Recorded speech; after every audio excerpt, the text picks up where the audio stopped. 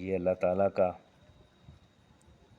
Bulb ہے کیونکہ اس کا کوئی ارادہ نہیں ہے کہیں جانے کا۔ جگنو میں جو روشنی ہوتی ہے وہ ایک کیمیائی عمل ہے، بائیولومیننس، اس کی وجہ سے یہ روشنی اس کے اندر پیدا ہوتی ہے۔ یہ بھی میں آپ کو دکھانے لگا ہوں کہ جگنو جو کہ ہمارے گھر کے دروازے پہ آ کے بیٹھا ہوا ہے۔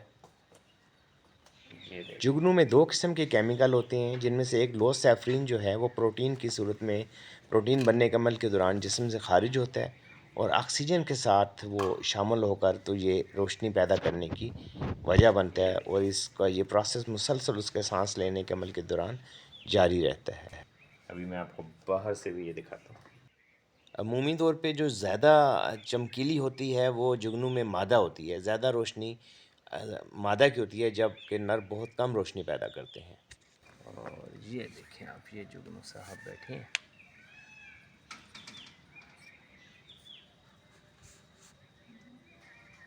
یہ دیکھیے، یہ دیکھیں، یہ دیکھیں آپ،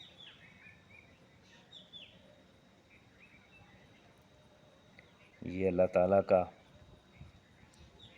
بلب ہے، ایک حیرت انگیز چھوٹا سا کیڑا۔ جگنو اور بلبل علامہ اقبال کی ایک بہت مشہور بچوں کے لیے ایک نظم ہے جو یقیناً آپ نے سن رکھی ہوگی، وہ یہی جگنو ہے۔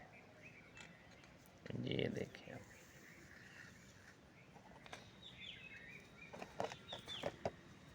یہ اب میرے ہاتھ پہ آ گیا کیونکہ اس کا کوئی ارادہ نہیں ہے کہیں جانے کا۔ یہ دیکھیں جی، جگنو بھائی آپ کدھر سیریں کر رہے ہیں؟ او گیا، یہ گیا،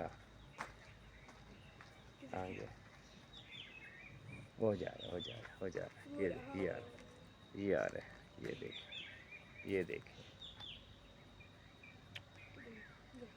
ہاں، اور یہ اب دوبارہ ہمارے پاس آ گیا۔ یہ دیکھیں جی، بالکل پاس آ کے اتنا لمبا چکر کاٹ کے یہ پھر آ گیا۔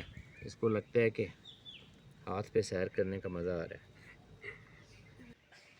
دنیا میں جگنو کی تقریباً 2500 کے قریب اقسام پائی جاتی ہیں، جن میں ایک اقسام دوسری قسم سے کئی گنا زیادہ خوبصورت ہوتی ہے، اور یہ اللہ کی انوکھی شان بیان کرتا محسوس ہوتا ہے۔